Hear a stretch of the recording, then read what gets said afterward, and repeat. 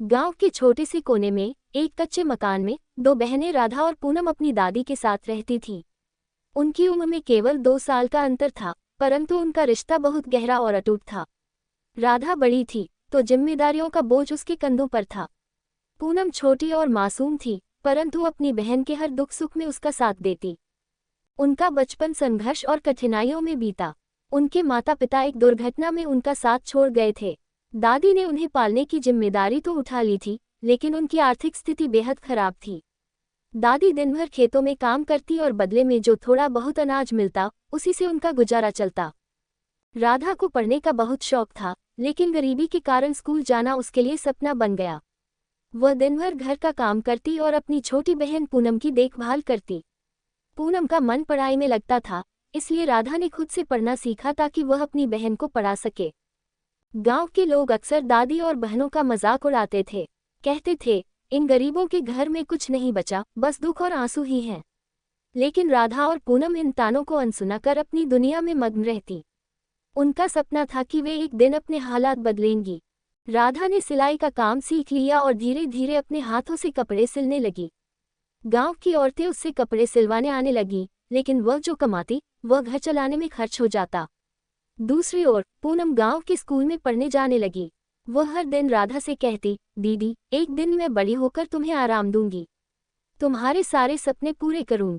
समाज में कुछ लोग ऐसे भी थे जो इन बहनों की कड़ी मेहनत की सराहना करते थे, लेकिन ज्यादातर लोग उनकी गरीबी और मजबूरी का फायदा उठाने की कोशिश करते। गांव के ठाकुर साहब, जो बेहद अमीर और अहंकारी थे, अक्सर दादी पर दबाव डालते कि वह अपनी एक पोती उनकी हवेली में काम करने भेज दें। लेकिन राधा और दादी ने कभी उनकी बात नहीं मानी। एक दिन ठाकुर साहब ने दादी को धमकी दी, अगर कल तक मेरी बात नहीं मानी तो तुम्हारा घर छिनवा दूंगा। ये सुनकर दादी डर गईं, लेकिन राधा ने हिम्मत नहीं हारी। उसने पूनम को कसम दी, चाहे कुछ भी हो जाए, तू पढ़ाई नहीं छोड़ेगी। राधा ने खुद पर और मेहनत करनी शुरू कर दी। वह दिन रात सिलाई करती, लेकिन ठाकुर साहब के आदमी उन्हें बार बार परेशान करते।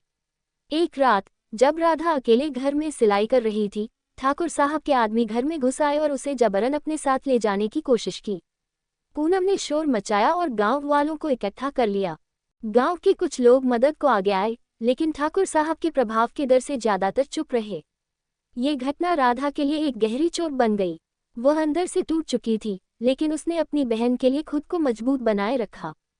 कई सालों की मेहनत के बाद पूनम ने अपनी पढ़ाई पूरी की और शहर जाकर नौकरी कर ली। उसने अपनी बहन और दादी को शहर बुला लिया।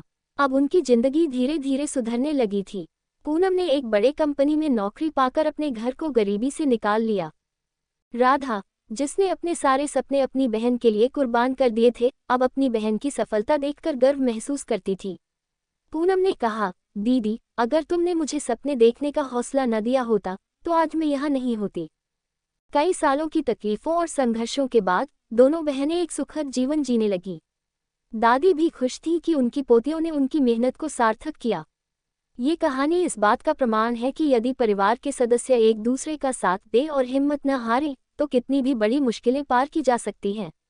राधा और पूनम की कहानी हर उस इंसान को प्रेरित करती है जो अपने सपनों को पूरा करने के लिए संघर्ष कर रहा है। कहानी पसंद आए तो लाइक करें, सब्सक्राइब करें, कमेंट करें, शेयर करें।